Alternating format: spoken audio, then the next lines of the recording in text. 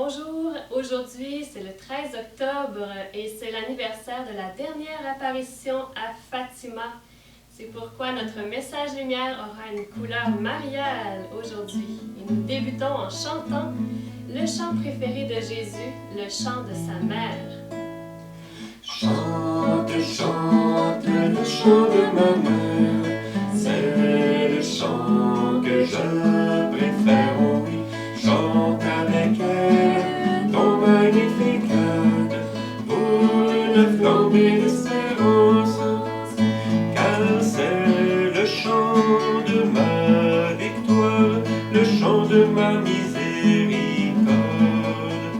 Regarde bien dans ta vie et chante toi aussi, chante, chante, chante le chant de ma mère, c'est le chant que je préfère, oh oui.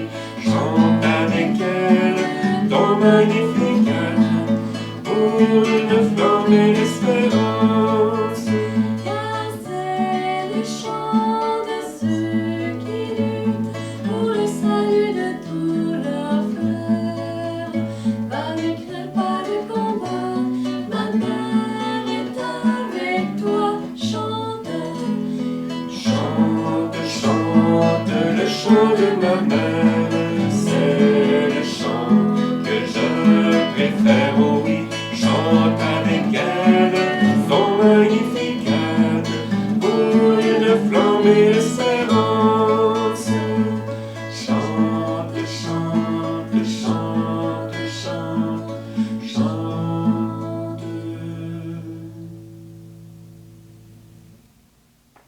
Quel beau chant nous venons d'entendre, un chant qui plaît à Jésus, le chant du Magnificat. Combien Marie a dû le fredonner après la visitation, combien de fois elle a dû le chanter à Jésus pour l'endormir le soir.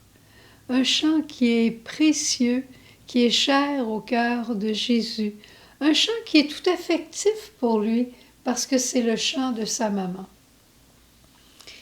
Notre maman, notre chère maman que nous fêtons aujourd'hui. Et c'est avec elle aussi que je veux vous remercier. Je ne veux pas oublier de vous remercier pour les nombreux courriels, pour tous les messages, les commentaires que vous avez laissés au sujet de votre action de grâce personnelle. C'est très beau. Merci beaucoup. Et n'oublions pas de continuer de les faire monter vers le ciel parce que j'ai trop tendance personnellement à penser à mon ange gardien, surtout le 2 octobre, puis pas trop souvent dans l'année. Faut pas faire la même chose que moi, puis faut pas aussi faire de la fête de l'Action de grâce la seule journée dans l'année où on est émerveillé des prouesses du Seigneur. Que ce souffle de reconnaissance habite notre âme tout au long de l'année. Et c'est une grâce que la Vierge et son Magnificat peuvent nous apporter.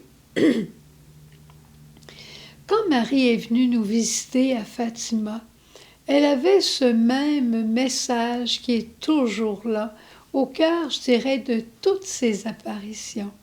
Le message de la sainte conversion. Se tourner vers le Seigneur toujours de plus en plus. Et elle nous offre des petits moyens. Elle parle aux enfants des petits sacrifices, elle leur parle des petits jeûnes, elle leur parle de la prière, elle leur parle particulièrement du rosaire, elle leur parle de l'adoration. Elle leur parle beaucoup de prier pour leurs frères, pour les pécheurs comme elle les appelle. Et nous, on va parler beaucoup de notre mission de suppléance, c'est la même chose. Marie vient nous donner des petits secrets. Et tu sais, ce message intégral de Fatima, il existe sur une bande dessinée que moi j'aime beaucoup. J'ai dû la voir une trentaine de fois, puis peut-être même plus en français, en anglais, en espagnol. Une bande dessinée extraordinaire.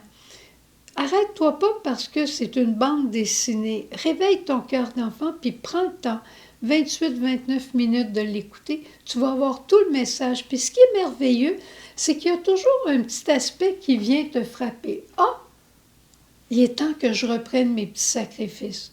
Ah, Ça fait longtemps que je n'ai pas prié pour les âmes du purgatoire. Tu vois, Marie a toujours un secret spécifique à nous dire. J'ai une grande et bonne nouvelle à t'annoncer. Mais avant de te l'annoncer, je voudrais juste te dire un mot sur le pape Jean-Paul II. Tu sais, le pape Jean-Paul II, comment il aimait la Vierge Marie, comment il avait pris comme devise « Totus tuus », tout à toi Marie, comment il avait donné toute sa vie, comment son livre de chevet et son livre le plus important, c'était le traité de la vraie dévotion de Saint Louis-Marie de Montfort.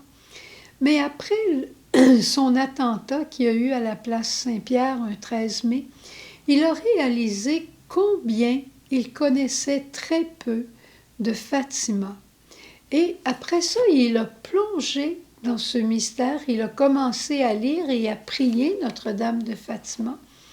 Et il a réalisé que toutes les grâces que Dieu nous donne, il veut passer par le cœur immaculé de Marie.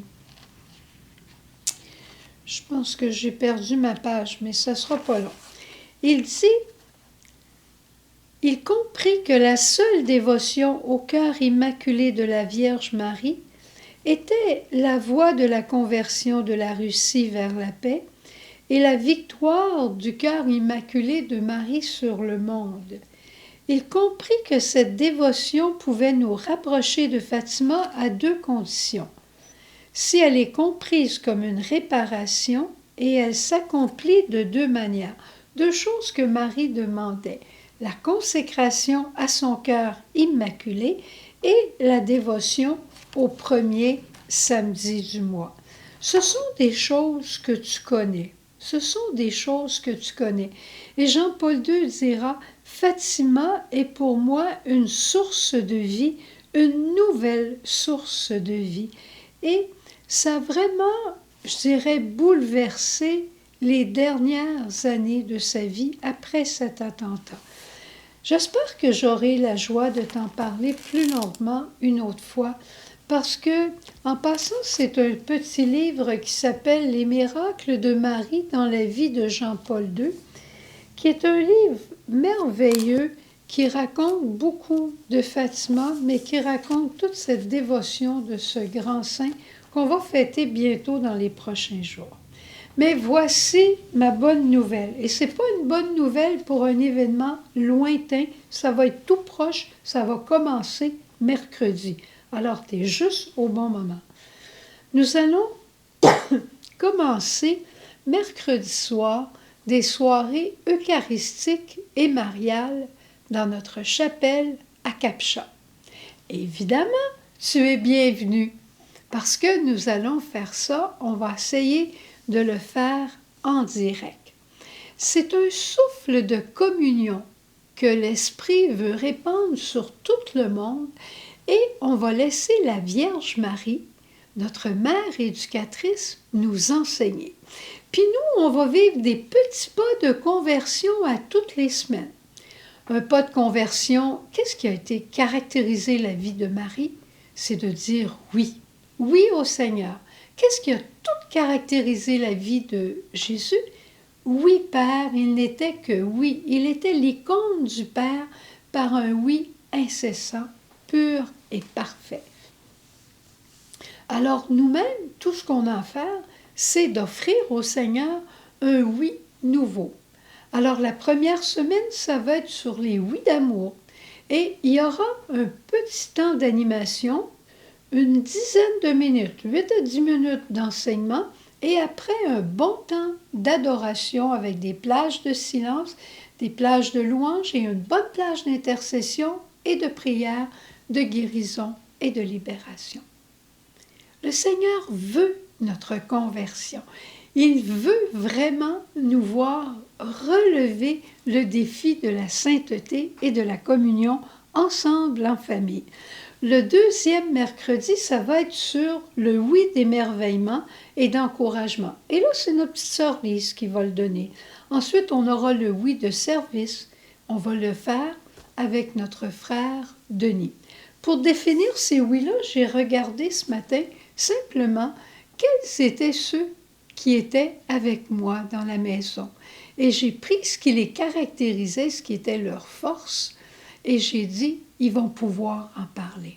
Alors, on va avoir ces pas de conversion jusqu'au dernier pas, qui est le oui à la miséricorde.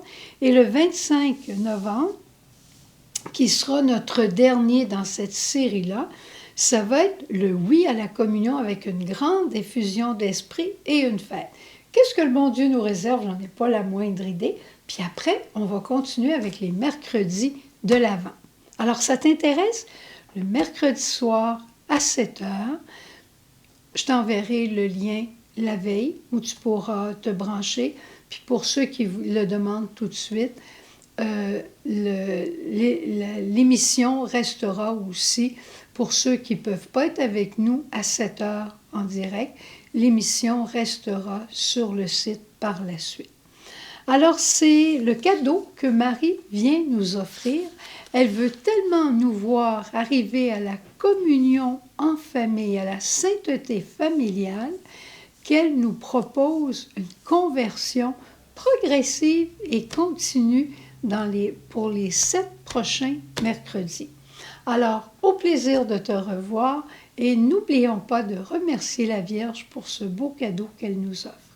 Alors, on va aller faire un petit tour à la chapelle, remercier Jésus pour le don de Marie et remercier Marie du don qu'elle nous a fait de Jésus et comment elle veut nous configurer, nous autres aussi, avec l'Esprit, de plus en plus comme Jésus.